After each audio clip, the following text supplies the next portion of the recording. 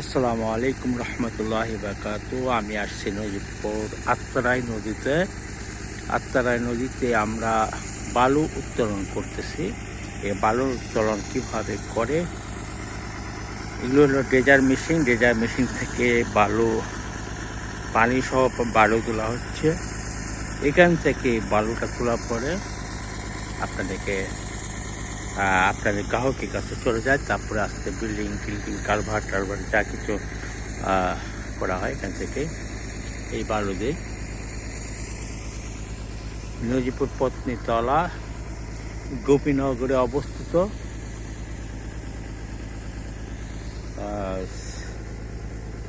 আত্রাই নদী।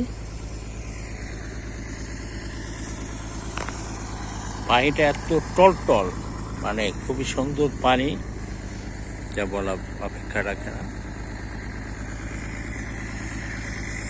এগুলো কিন্তু ড্রেজার মেশিনগুলো ওখান থেকে এখনও ড্রেজার অনেক কটা চালু হয়নি, চালু হয়ে যাবে ইনশাল্লাহ।